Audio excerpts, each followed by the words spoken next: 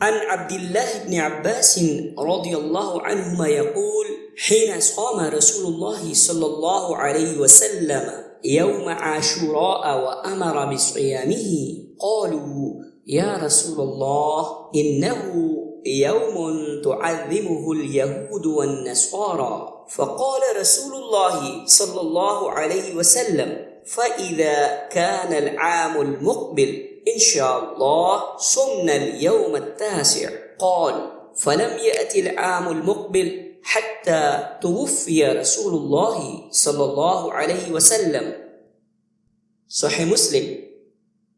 अब्दुल्ला बिन अब्बास रदियल्लाहु अन्हुमा से रिवायत है कि जब रसूलुल्लाह सल्लल्लाहु अलैहि वसल्लम ने यौम आशूरा का रोज़ा रखा और इसका रोज़ा रखने का हुक्म दिया तो सहाबा इकराम रिज़वानुल्लाहि अलैहिम अजमईन ने अर्ज़ किया: ए अल्लाह के रसूल, यही दिन है जिसकी यहूद व नसारा ताज़ीम करते हैं।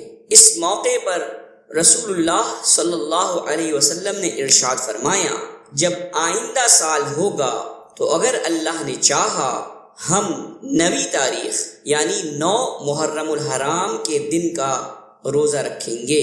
अलबत्ता इसके बाद आइंदा साल नहीं आया, यहाँ तक कि रसूलुल्लाह सल्लल्लाहु अलैहि वसल्लम वफ़ात पा गए।